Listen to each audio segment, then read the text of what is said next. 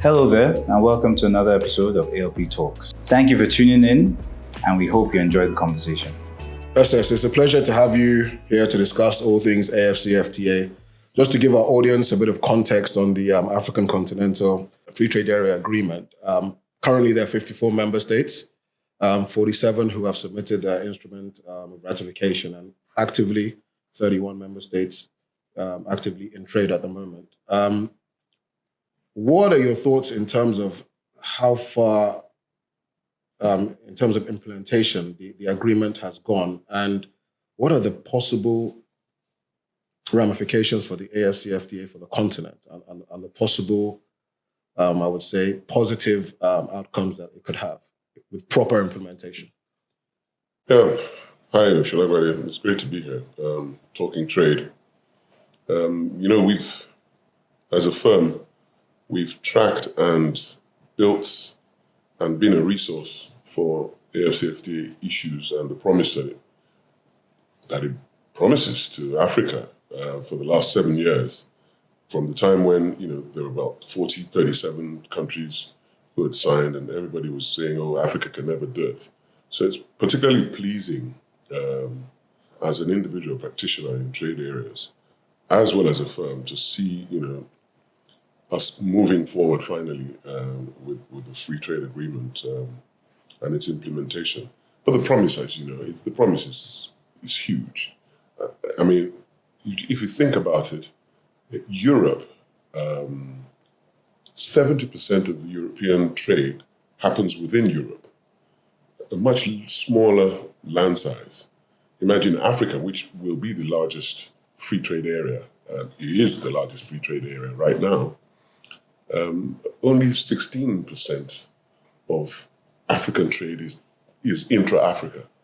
So you can see the headroom, the circumference, the gap that is there, and the potential that we could really arrive at. It's often said by the statisticians that if we increase internal trade in Africa by 1%, it will account for $70 billion. And if you think about it, we get international aid to all sorts of African countries to the value of $58 billion every year.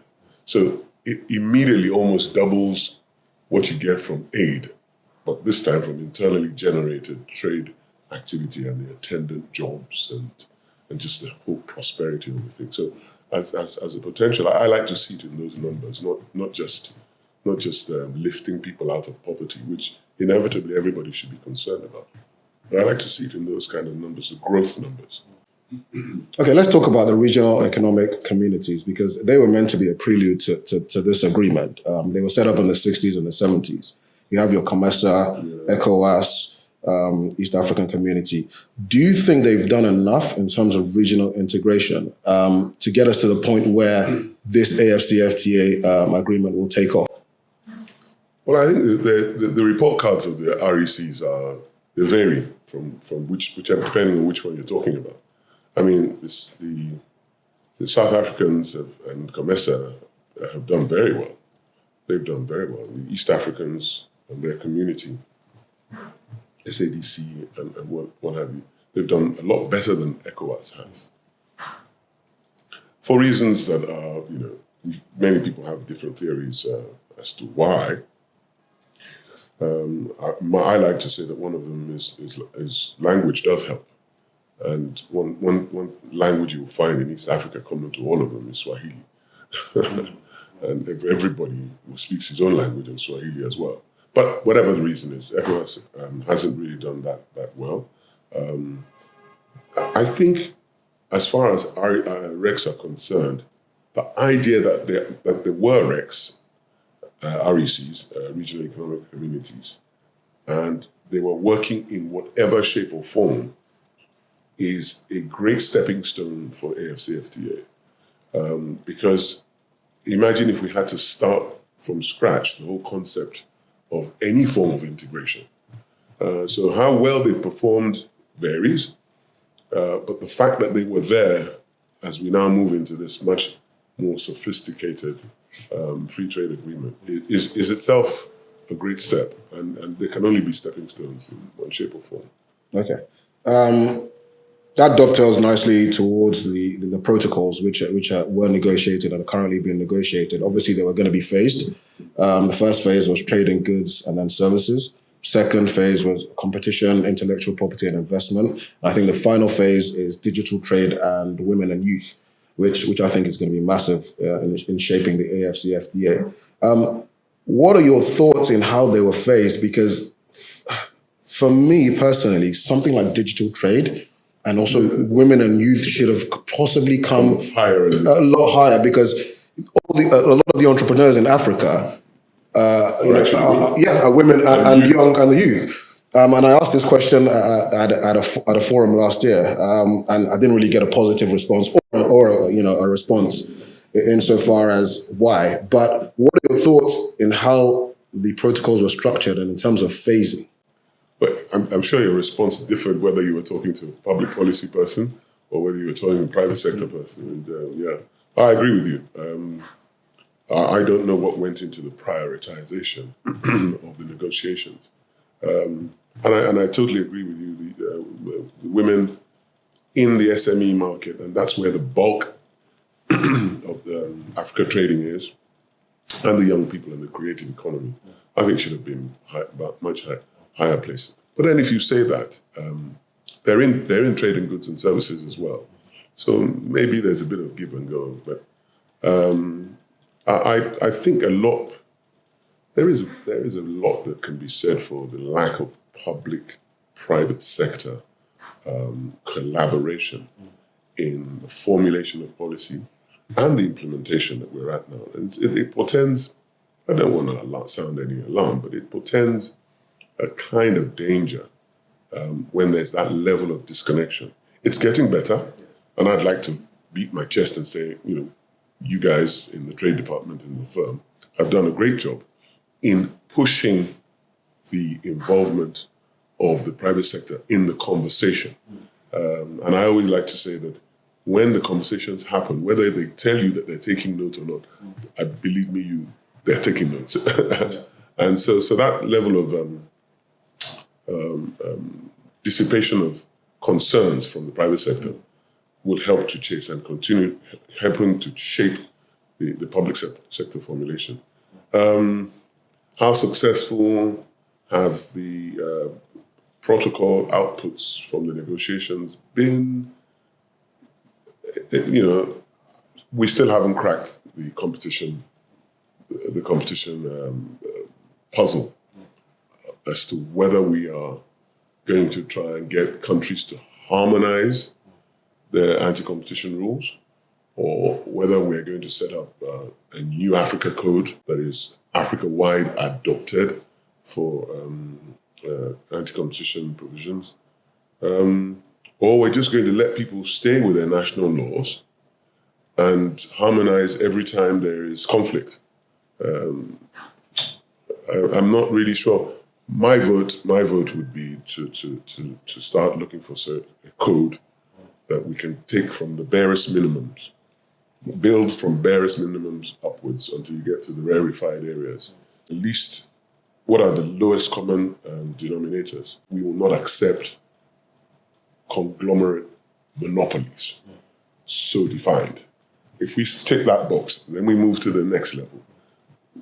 Dominant monopolies are companies that behave like this, which leads me to talking about disputes, because, being a dispute lawyer, principally, a lot needs to be said that hasn't been done with the whole dispute resolution framework within the AfCFTA. We need to make sure that sooner rather than later, we get into a place where disputes and resolution mechanism for disputes between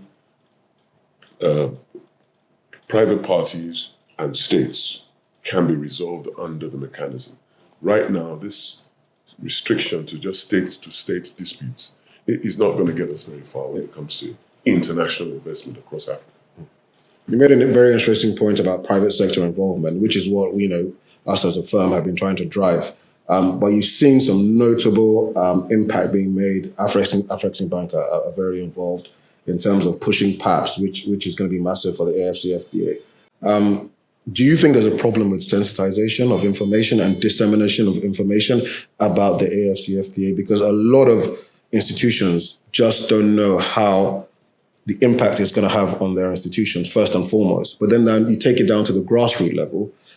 A female trader of cocoa doesn't understand what the ramifications of this agreement are. And, we've always been, a key driver in trying to get information out. But do you believe that more training and sensitization, not just at a high level, but also at grassroots level would be important, to really drive this thing forward?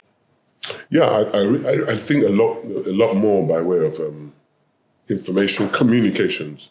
As a firm, we've had how many town halls have we had now on AfCFTA? 6 town halls, which have attendees from across the world, across Africa, and participation has been high. And, so that sort of activity is crucial to have getting people to have their say. A lot more can be done, and it's not enough to say the Secretariat hasn't done enough. I think we all have an obligation to do our own bit, informing your clients, informing people who are in the industry your client is operating in, informing people out of your entire normal, usual focus, because it's all interlocked. And if the money people don't get the transfers and the completions right, the telecoms people are going to, and these people are already reaching across borders already, the money people and the telecoms people, they're ahead of the game. So, if they don't get it right and make sure that they have the goods people, in mind when they're designing their products, as well as the AfCFTA contents itself, the agreement contents itself, there will be problems. If you look at the Trade and Services Protocol, there are 5 key priority sectors. You have tourism, transport, communications, finance, and business services, which ultimately where we as ALP and professional services fall under the ambit of. Do you think member states will be a bit ambivalent to the fact that they don't want professionals from, let's say, Nigeria, for example? And I always use this example. If I'm a lawyer in Ghana and we open up the borders to Nigeria, for example, my position there as a lawyer essentially becomes untenable. And I could be made redundant. So do you see a sort of pushback from member states in terms of free movement of persons, for example? In a place like Nigeria, it was almost as if people were in denial that the free trade agreement existed or it was ever going to happen. And probably be evident in the reluctance the Manufacturing Association of Nigeria actually lobbied against Nigeria putting in its... And ironically, the entire discussion around the agreement started in Nigeria, in Lagos, in 1980. So we seem to have been inconsistent in our ownership of the obligations that it required. And some of that exists in West African countries to different degrees. In an area like trade and services, where you need to either have standardization of qualifications, and therefore the right to say practice law, there will be pushback when it comes to such services. But, you wonder why that pushback hasn't existed in insurance and in banking, because they are already cross-border trading and creating agglomerations of themselves in different parts of Africa. We as a firm have more or less done it in another way by making sure that we have colleagues in different parts of the country, in different parts of the continent, who we can seamlessly work with and work through. And that was even before the trade agreement was in place. So people will find innovative ways of making our services available across the continent, much in the same way as ALP has as a continental business. So we are in several markets, but it doesn't give Solagbade the right to just show up in Tanzania and go to court. Yeah. Let's talk about the elimination of non-tariff barriers. That's going to be massive for proper operationalism of the agreement. And there are a lot. Let's not kid ourselves in Africa. Archaic laws, regulators who are not amenable to change, infrastructure deficits, for example, and also we haven't really adopted a free movement of persons, especially in the RECs. People are gearing towards that. You see countries like Rwanda now is visa-free. Gambia is visa-free. But, I've got some stats for you. Out of intra-trade movement, travel, still 46% need a visa to go around the world. To go around, the continent. 28% can get a visa on arrival, and 26% is visa-free. So how do we overcome those obstacles in terms of non-tariff barriers? Because in Africa, they are a lot. That's staggering that those figures are still so poor. Again, it's incremental. 5 years ago, you needed a visa to go to Rwanda. I remember the first time I went to Rwanda, maybe 7 years ago now. You need a visa to go there. And then Nigeria, there's now visa on arrival. It was an abomination. I mean, visa on arrival? Are you crazy? But I think it's incremental. And we will get there. It's just painfully slow. The movement of persons is still jealously guarded. And this whole concept of, my passport is so precious. I mean, how many years ago we had xenophobia in South Africa? That had nothing to do with trade. It was just people trying to make a living, some studying. I think it's incremental. We just have to keep the door open to common sense and negotiations as well as. But it's interesting that you mentioned that about stubborn regulators who don't want to change. I mean, the only ascribable reason why Nigeria didn't join the first phase of the Guided Trade Initiative was we didn't have custom tariff concessions. The schedule, yes. We didn't submit that. Yes. We didn't have the schedule. I hear we've now submitted it. We haven't gazetted it. There's still issues with the Secretariat. Yes. Hopefully we'll be in phase 2. Yes. I think there's a big drive now, an awareness, not a drive. And some other countries will join, 8 or 9 who are actually doing GTI now. Hopefully we'll grow. So there you go. I mean, the whole idea of customs and tariff concessions is, it must make a customs official want to throw up. But I'm going to be conceding away some tariff in Nigeria. But that's what the spirit of the agreement is, and that's what's going to make Africa and Nigeria a wealthier place with proper ingrown wealth that has a trickle-down effect across the continent. Final question from me. Do you think Africa needs an industrial revolution? Yeah, because we never had one. We didn't have one, yes.